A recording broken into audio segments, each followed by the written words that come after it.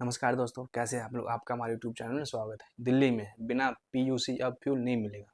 जी हाँ, वो फैसला जो अचानक आया और लाखों लोग चौंक गए। सुबह 7:30 बजे एक आम दिन दिल्ली की सड़कें जाग गई थी। ऑफिस जाने को जल्दी, स्कूल की बसें, delivery boy, taxi, auto, bike सब रोज की तरह पेट्रोल पंप की लाइन में। लेकिन उसी सुबह पेट्रोल पंप पर एक वाक्य गूंजने लगा, पीयूसी नहीं तो फ्यूल नहीं मिलेगा। लोग हंसे, सोचा मजाक है, लेकिन जब नोजल नीचे कर दिया गया तब समझ आया कि कुछ बदल चुका है। सवाल जो हर किसी के दिमाग में था, अचानक ये नियम क्यों, बिना बताए ऐसा फैसला कैसे।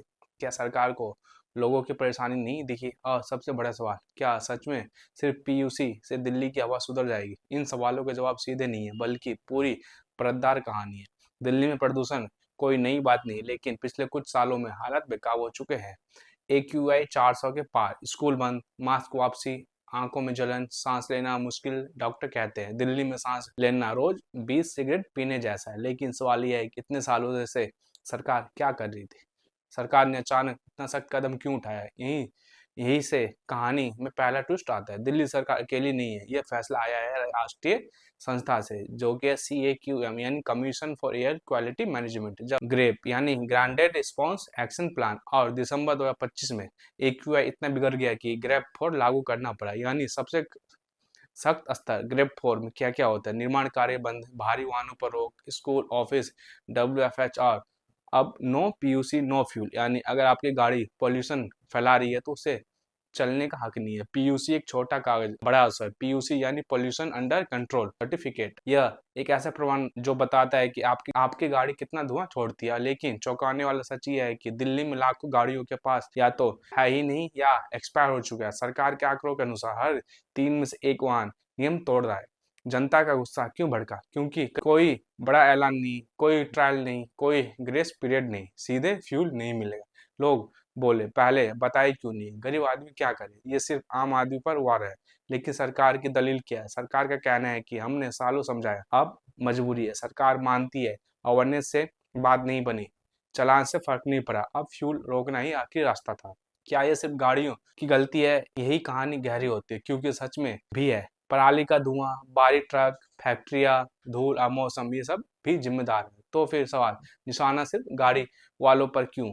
पीयूसी कानून क्या कहता है? क्या पेट्रोल पंप वाले कानून ही तौर पर फ्यूल रोक सकते हैं? और क्या राज्य को ये हक है कि एक कागज के बिना आपकी गाड़ी रोक दे?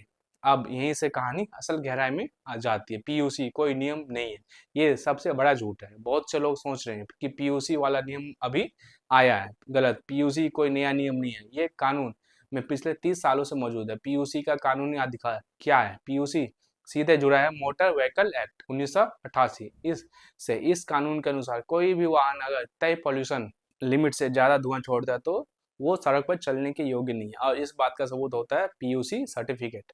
यानी पीयूसी सिर्फ कागज नहीं, ये प्रूफ है कि आपकी गाड़ी कानून के अंदर है। फिर सवाल ये है, पहले फ्यूल कैसे मिल रहा था? यही से सिस्टम की फॉल खोलती है। सच ये है कि पीयूसी अनिवार्य था, लेकिन एनफोर्समेंट ढीला था। चालान कभी कभार, फ्यूल कभी नहीं रोका गया। सरकार ने नियम बनाया, लेकिन लागू करने की हिम्मत नहीं की। अब हालात इतने बिगड़ गए कि सरकार ने कहा, अब चेतावनी नहीं, सीधा रोक। पेट्रोल पंप वाले क्या कहते हैं? अब कहानी का सबसे सेंसिटिव एंगल। पेट्रोल पंप मालिक बोले, हम पुलिस नहीं है, हम कानून लागू करने वाले नहीं है। अगर ग्राहक भड़क गया तो जिम्मेदारी किसकी? उनकी शिकायतें, झगड़े का डर, मारपीट का खतरा, सिस्टम की जिम्मेदारी पंप।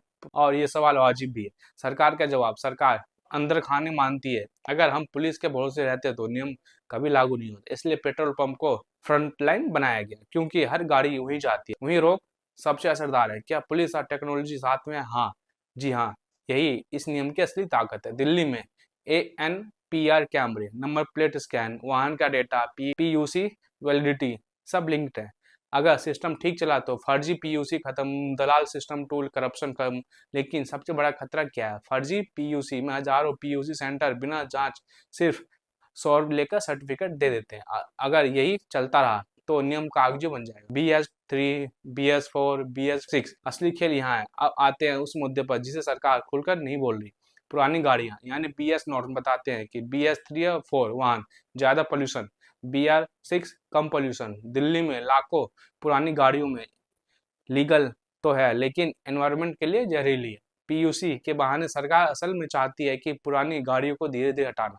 आम आदमी क्यों परेशान है? क्योंकि नई गाड़ी महंगी है, इलेक्ट्रिक व्हीकल सबसे बस की नहीं है, पब्लिक ट्रांसपोर्ट अभी भी कमजोर है और रोज का सफर मजबूरी। लोग पूछते हैं क्या सिर्फ गाड़ी वाला ही दोषी है? अगर ये सवाल जायज है, असली वो सवाल, अगर पराली का धुआं जारी है, फैक्ट्रियां चल रही है, वीआईपी गाड़ियां सड़क पर है, दिल्ली में हर सर्दी यानी कि पोल्यूशन क्राइसिस, हर सर्दी बराबर मीडिया दबाव, हर सर्दी बराबर कोर्ट की फटकार, और इस बार सुप्रीम कोर्ट प्लस एनजीटी ने एनवायरमेंटल बॉडीज सब एक साथ सरकार से जवाब मांग रहे थे। सरकार के सामने सवाल था, कुछ बड़ा करो। अभी अदालतों का दबाव, पिछले कुछ सालों में सुप्रीम कोर्ट ने कई बार कहा सरकारें सिर्फ कागजों में नहीं जमीन पर काम करें। एनजीटी ने कहा हर साल की वही हालत क्यों? यानी एक्सक्यूजेस खत्म, डेडलाइंस शुरू, और तभी GRAP 4+ no PUC no fuel. क्या चुनाव की भी वजह है? ये बात कोई खुलेआम नहीं बोलेगा, लेकिन सच्चाई ये है कि दिल्ली की हवा अब वोट इशू बन चुकी है। पेरेंट्स, डॉक्टर्स, सीनियर सिटीजन्स ये सब पूछते हैं कि हम बच्चों को क्या हवा दे रहे हैं।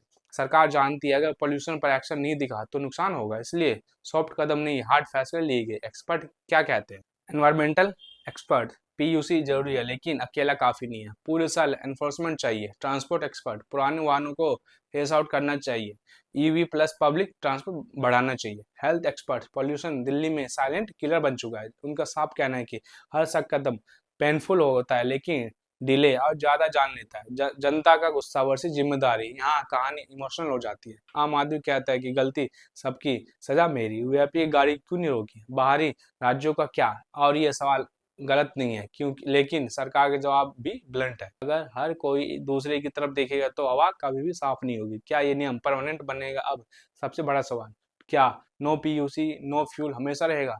अभी आधिकारिक जवाब, जब तक AQS सिबरल रहेगा, लेकिन अंदर खानी चर्चा है कि फ्यूचर में year round PUC enforcement, digital PUC, automatic denial system, यानी ये शुरुआत है, अंत नहीं। अगर सरकार पीछे हटी तो क्या होगा? एक्सपर्ट्स की चेतावनी साफ है, अगर ये नियम हटा दिया, ढीला पड़ा तो अगली सर्दी और खतरनाक अस्पताल और बढ़ेंगे, सख्त कदम लेने पड़ेंगे। यानी आज का कड़ा हुआ फैसला कल की मजबूरी से बेहतर है। दुनिया क्या कर रही है?